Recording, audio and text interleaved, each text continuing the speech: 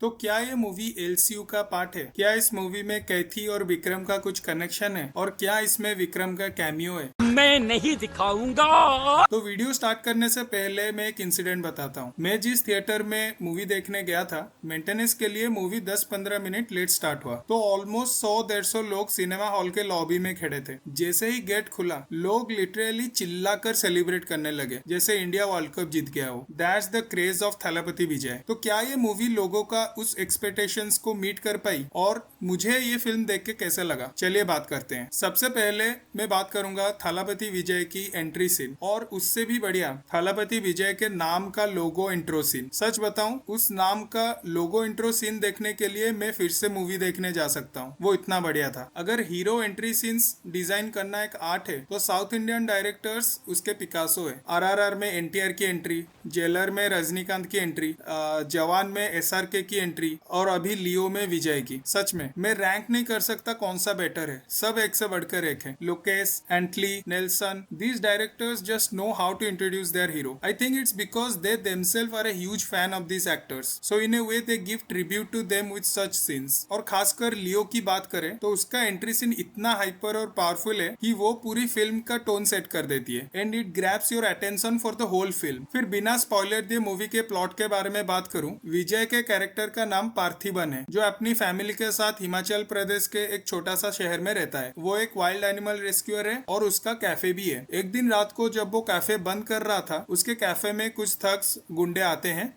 लूटने के लिए, और एक ऐसा इंसिडेंट होता है कि फिर उसका पाला एक बड़ा गैंगस्टर के साथ पड़ जाता है। फिर लियो की असली कहानी शुरू होती है। इससे ज्यादा मैं कुछ बता नहीं सकता वरना स्पॉइलर हो जाएगा। उसी काफे वाले सीन में एक फाइट सीन है जो फिल्म का पहला फाइट सीक्वेंस है, और वो फाइट सीन मुझे पूरा फिल्म का सबसे इम्पैक्टफुल फाइट सीन लगा। उस फाइट सीन में एक ऐसा पॉइंट आता है जहाँ पार्थिबन को ना चाहते हुए मजबूरी में एक ऐसा एक्शन लेना पड़ता है, और उसी के वजह से उसकी लाइफ में सारी प्रॉब्लम शुरू होती है। वैसे तो पूरा स्टोरी बहुत सिंपल है, आपने ऐसे काउंटलेस एक्शन मूवीज में सिमिलर स्टोरीज देखी होंगी, but what makes it a little different is Lokesh Kanakraj की स्टोरी टेलिंग का तरीका, और इसके अलावा सिनेमाटोग्राफी एंड फाइट सीन के दौरान कैमरा मूवमेंट्स, वो सब मिलकर एक जेनेरिक फाइट सीन को भी बहुत इम्पैक्टफुल और इंटरेस्टिंग बना देते हैं। एक चीज जो मुझे स्टोरी में थोड़ी सी यूनिक लगी वो है एंथोनी दास और पार्थिबन का रिलेशनशिप। उनका एक बहुत ही अच्छा फ्लैशबैक सीन है जो कि प्रेडिक्टेबल है, लेकिन आपको मजा आएगा बिकॉज ऑफ डायरेक्टर्स विजन और एग्जीक्यूशन एंड स्टोरी टेलिंग, और फिल्म की नैरेटिव की वजह से ही वो सीन्स बहुत इंटरेस्टिंग लगते हैं। अब स्पेशल इफेक्ट्स के बारे में बात करूं तो मूवी में 2 मेजर वीएफएक्स हेवी सीन्स है। एक है वो हाइना वाला सीन जो आपने ट्रेलर में देखा होगा, और एक कार चेज वाला सीन। हाइना वाला सीन्स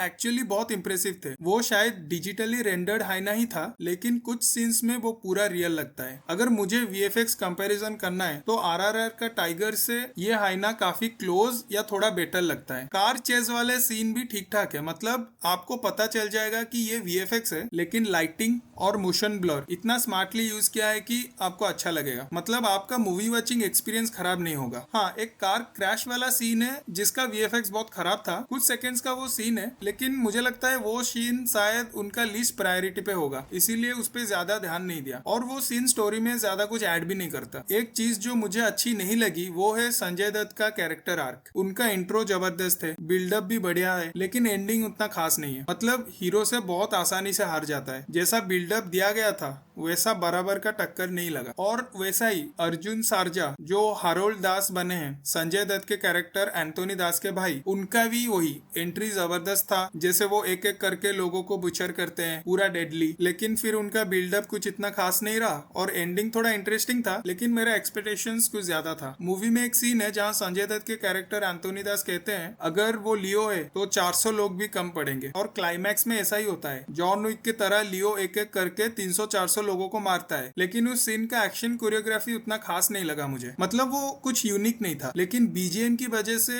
वो 100x बेटर हो जाता है। बीजीएम के बारे में बात करूं तो मैं इतना ही कहना चाहूंगा कि the great BGM save the day. I mean Anirudh is a genius. Simple scenes में भी बीजीएम और साउंड इफेक्ट्स की वजह से वो बहुत इंपैक्टफुल लगते हैं। साउंड डिजाइन इस फिल्म का सबसे बेस्ट है। एक सीन है जहां प्रतिबन अपनी फैमिली के साथ डर के अपने घर में ही क्वारंटाइन में है। उस सीन में एक आई एम स्केर्ड या कुछ ऐसा एक बैकग्राउंड म्यूजिक बजता है जो मेरा फेवरेट था। साउंड डिजाइन उस गाने में एब्सोल्यूट बेस्ट। ओवरऑल मैं कहूंगा कि मुझे बहुत मजा आया, और इस तरह की फिल्मों को देखने का असली मजा थिएटर में ही आता है। मूवी में कुछ लूज एंड्स थे, जैसे कुछ सब स्टोरीज जिन्हें आधा छोड़ दी गई, और एक जगह मुझे कंटिन्यूटी एरर भी दिखा, लेकिन वो सब आपके ओवरऑल मूवी वॉचिंग एक्सपीरियंस को खराब नहीं करेगा और आप शायद उन्हें नोटिस भी ना करें। सिंपली कहूँ तो जैसे टाइटल ट्रैक में था ना, badass Leo Das, exactly this movie is one of the most badass films I have seen in recent times. अगर आपको कुछ भी स्पॉइलर नहीं चाहिए तो ये वीडियो वहीं पे बंद कर दीजिए, लेकिन अब तक मुझे लगता है शायद सबको पता चल ही गया होगा, फिर भी बता देता हूँ। कैथी और विक्रम अगर आपने नहीं देखा तो देख कर जाइए, आपको और भी मजा आएगा। That's the video guys. I hope you all liked it. Thanks for watching another video of Drunken Movies. Take care and peace out.